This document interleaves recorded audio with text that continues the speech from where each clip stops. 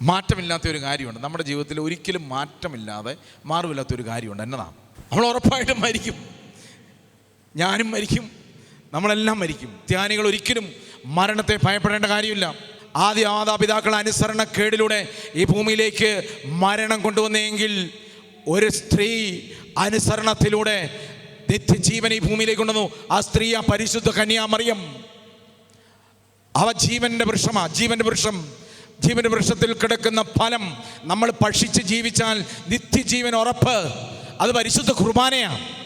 മരിച്ച് നമ്മൾ പ്രാണൻ വേർപെടുന്ന നിമിഷം, ആ നിമിഷം നമുക്ക് നടക്കുന്നൊരു തനത് വിധി ഇങ്ങനെ നമ്മളെ ഇങ്ങനെ കൊണ്ടുപോയി ഈശോയുടെ സന്നിധി നിൽക്കുമ്പം നമ്മൾ ചെയ്ത ഏത് കാര്യങ്ങൾക്കും അവിടെ എന്നാണെങ്കിലും നമ്മുടെ ഇവിടെ അന്നേരം നമ്മൾ സാത്താൻ്റെ ദൂതനും വരും, നന്മയുടെ ദൂതനും വരും. അങ്ങനെ ജീവൻ്റെ പുസ്തകം നമ്മുടെ മുമ്പിൽ തുറക്കപ്പെടുകയാണ്. ജീവൻ്റെ പുസ്തകം തുറക്കപ്പെടുമ്പോഴേ നമ്മൾ എഴുതിയ നന്മകളും നമ്മൾ എഴുതിയ എല്ലാ കാര്യങ്ങളും അവിടെ ഇങ്ങനെ എടുത്തെടുത്ത് ഇങ്ങനെ ദൂതൻ പറഞ്ഞുകൊണ്ടിരിക്കുമ്പോഴത്തേക്കും ഇതിനെ ഈ മകൾ ഇത്രമാത്രം വിശുദ്ധിയാണല്ലോ, ഇത്രമാത്രം വിശുദ്ധിയായ ഈ അമ്മയെ സ്വർഗത്തിലേക്ക് കൊണ്ടുപോകാമെന്നോർത്ത് ഈശോ ഇങ്ങനെ കൊണ്ടുപോകാനായിട്ട് തുടങ്ങുമ്പോഴത്തേക്കും എന്നാണെങ്കിൽ അറിയോ, നമ്മുടെ മറ്റേ ദൂതൻ ഗ്രന്ഥങ്ങൾ എഴുതിയില്ലേ സാത്താൻ്റെ അല്ല പിശാച് നമ്മുടെ കാര്യങ്ങളിൽ അടിക്കടി നമ്മുടെ ജീവിതത്തിൽ നമ്മൾ എന്തൊക്കെ തെറ്റുകൾ ചെയ്തിട്ടുണ്ടോ ഒരു വള്ളിയോ പുള്ളിയോ വിടാതെ അവൻ മുഴുവൻ എഴുതി വെച്ചേക്കുന്ന ഗ്രന്ഥങ്ങൾ എഴുതി വെച്ചേക്കുന്ന സാത്താൻ്റെ ആ ദൂതൻ എന്നാണിക്കെന്നറിയോ, നമ്മുടെ തനതുവിധി നടക്കുന്ന ആ സമയത്ത് അവൻ ഓടി വന്നിച്ച് പറയും, ഈശോയെ